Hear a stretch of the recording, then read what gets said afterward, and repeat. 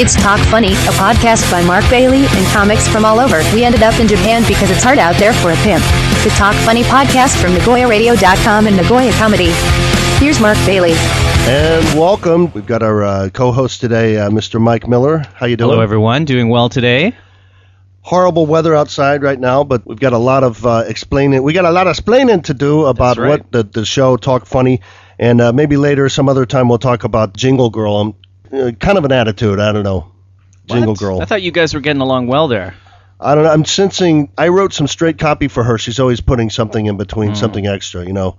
So we'll probably talk about her another time. First of all, Talk Funny by Nagoyacomedy, and do a very quick history of Nagoyacomedy, the comedy scene in Nagoya. It has a lot to do actually with Alien magazine. When I first came here, 1990, and there was no comedy scene. There was nobody. There was some jugglers in Osaka, and that was it. There was nobody in. There was no Tokyo Comedy Store. There was no ROR. There was no Nagoya Comedy, no Inertia, nothing. Guy named Neil, another guy probably doesn't want me. He's still in Japan, and he probably doesn't want me to say his name, but he's the co-star. Who shall not be named. Who shall not be named. He's also doing podcasts now. Was the co-creator of Alien Magazine. So Alien Magazine is it was kind of like Mad Magazine. It had parodies of living in Japan, like only foreigners that live in Japan would get these jokes. It's kind of like Mad Magazine for people that live in Nagoya and people that live in Japan. And it was like a black and white kind of photocopied thing. It was just I've never seen it, but I've heard legend of it. And I was at my boring, horrible Eikaiwa job thinking about, is this it? This is all I'm going to do in Japan? And I stumbled onto that, and I said, I got to write for these guys. So I contacted them. And at the time, it was actually pretty good. It paid like 1,000 yen per article, so I'd write a comedy article, and it would be things like, we can talk about this in later podcasts, but it would be things like Admiral Perry, when he came, what did he really write in his diary? You know, things like, these people are starving. I mean, they're eating things from the bottom of the ocean. You know, they're eating like weeds from the ocean and stuff. I'm sure they'd love if we would import rice. I'm sure they'd love that, and apples. And at the time, that was a big story, is the apple and the rice import squabbles. So anyway, so I wrote for them, and after a while, one of the guys that ran Alien decided he wanted to do a video presentation, video night. So people in Nagoya, foreigners, would make videos. Wayne Wilson, who drew a lot of the stuff for Charisma Man, he drew Charisma Man, and he drew almost everything in Alien. He made a video, and he was the winner of the video. Anyway, they needed an MC, so I said, I'll do it if I can do my bits in between. So I did my bits in between. We played at America's Cup. This is in the 90s. We played at Shooters, probably closer to 2000 something, but not the Shooters where it is now. And we played in Osaka. At the time in Osaka, there was just some jugglers. We played at a place called Tens Hall and another place. And we did that. And then one of the times I was doing the video night, we played at Bottom Line one time. Wow, that's a pretty big venue. For those of you who don't know, in Nagoya, Bottom Line seats, 200 people? Yeah, they don't Something like that. It's a big live music venue. So, for example, when Don Henley comes, Eric Clapton, they'll play like Nagoya Dome, but who would be like when the members of Toto come, the surviving members, or David Crosby, he played at Bottom Line before. Wow. So, big names. Neil Young wouldn't probably sell out our stadium here, but he would sell out, Bottom Line easily. Did they let you put your picture on the wall after the show, or no? No. But the good news is that the guy who was running it was a producer, one of the kind of a dispatch agent. It's just a lot of things to explain. But in radio, you don't work directly for the radio station. You work for a manager or a production company. And the guy that ran Bottom Line ran a production company, and he was looking for people to put on Zip FM. So he scouted me when he saw me there, and I got a job at Zip FM. And from that, I got a job at Radio I doing the morning, funny show. So when I went into radio, that's the whole idea, right? Like when I did stuff in the 80s, Seinfeld doesn't want to do stand-up comedy his whole life. He wants to get a TV show and then do stand-up comedy, and then you make him a lot more money, right? Everybody, you're looking to get hired off the stage when you're doing stand-up. You're looking for your break. And so that was mine, and I did comedy on the radio, Zip FM and Radio I, until they went under about 10 years. And during that time, to my knowledge, I think it's 2004, 2005 is when Inertia Comedy. Well, that was before.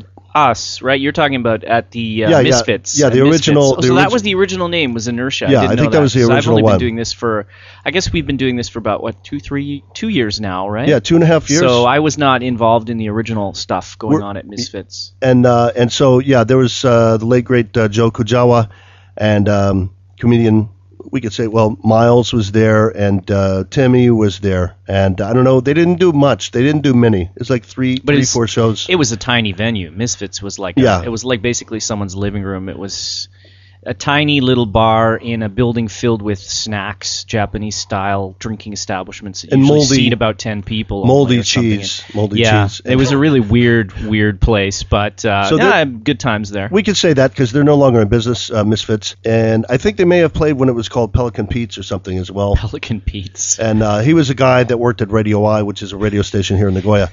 So those guys did it, I think, 3 or 4 times, but it wasn't very regular. And maybe in over the course of a year or year and a half, maybe they did it 3-4 times. And then some of the older guys, just as I was starting, I was doing NagoyaRadio.com, and I was dispatching. I do businesses for dispatching ministers and some other things, and I was getting requests to dispatch comedians from different venues. So at about the same time, and I talked to some of the guys, they were thinking about starting it up. That incarnation started then, I guess, from 2015. I didn't play the first show, which was April. I was just watching them, and I'm like... I think I was the first show with you were there, Timmy and Miles and... Joe and Mike Wade did some... And Mike Wade, did some bits, musical I think, as comedy. and musical comedy. I said, this will be easier than playing with Stephen Wright. So... So, wow, who knew that the New York scene and the Nagoya comedy scene were a little different, not as competitive, not so competitive. So then in June, I did mine, and then I got the urge I just wanted to do it more. So since since June of 2015, we've done it almost every month. Pretty much. One month we did twice a month, a couple of times, and almost every month up until right now. This is the mid 2017. We've expanded. That's what Nagoya Comedy became, is we expanded to different venues. We like to play GC, but we also like to play in Gifu, and we play in Toyohashi. Well. And we even did a thing in Fukuoka, which is its own show. I'll have to do that with Steve. The Remember When This Didn't Happen show. And it's a glamorous profession here in Japan. For all of you out there who haven't visited Japan and you're comedians and you found our podcast, we just want to reiterate that it is a very glamorous lifestyle over here. Talk a little bit about your view from the studio here. We're on the 24th floor. The 24th floor of Bailey Plaza, and looking out across a beautiful park. It's great. It's gorgeous. It's gorgeous here. No, we're looking out at We have the best views. We have the best views. We do. Unfortunately, it would look better if we could put a picture up in front of the window. It's pretty bleak today because it's raining. I thought we were out of the rainy season, but it appears as if the rainy season doesn't want to let go. It's miserable out there today. Yeah, to kind of describe, so Nagoya is a very industrial city. Nagoya is basically just a warehouse for Toyota Motors. It's basically the whole city. Mm-hmm. All the advertising, all the vendors, everything is basically there because of Toyota City, because of Toyota Motors, right? And so if you can imagine people from North America, if you can imagine like Pittsburgh, Pennsylvania, on a really bad day with a really high smog count, and then it got hit by a neutron bomb, and then everybody had cancer and they're walking around and they all look like they want to die. That's why they hired Mark for the tourism promotion board. and then it's raining. That's kind of our view from Nagoya, and we're from beautiful Yabacho, which is basically kind of downtown. It's off downtown Nagoya. Yeah, right? Just a little south of the main. And I did more background in earlier podcasts, but we still have to remember to do more background when we bring something up. So about you, Mike. So how long you been here, and why did you come here, and how did you get into doing this? I came to Japan originally in 2001 on the JET program, and I spent 2 years in Oita, Japan, which is really rural, very far from here. It sounds very Kyushu. Yiddish. Yeah, Oita. What's up? Enough Oita. with the... I mean, it's a nice place if you like hot springs and there's a lot of nature, but I kind of prefer living in a more urban environment. So when I came back to Japan, I left Japan for a little while. I lived in Korea, and went back to Canada, and then came back here in 2006. So I've been living here continuously since 2006. So it must be more than 11 years now in Nagoya alone. And did you get to see you didn't get to see the when they were doing it in while I was on the radio and they were doing the stuff in Imaike? Yeah, no, I never saw comedy in Imaike. I think I was around at that point, but I don't think I was going to Misfits at that point.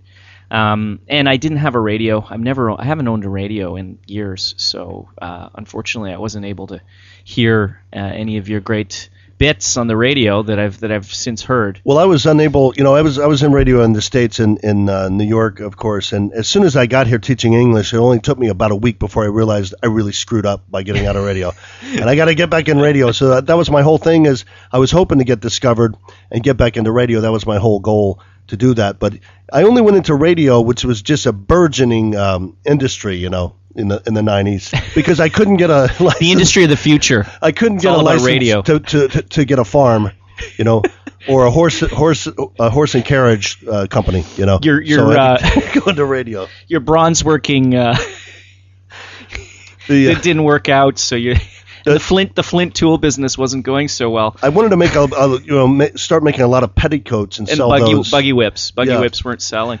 We've got a little bit of time left in this episode. Let's talk a bit about our team, about Nagoya Comedy. And so it's me, Mark Bailey, and it's Mike Miller. Yeah. And we've got Tim Linnane. He plays harmonica in a comedic way. Mm-hmm.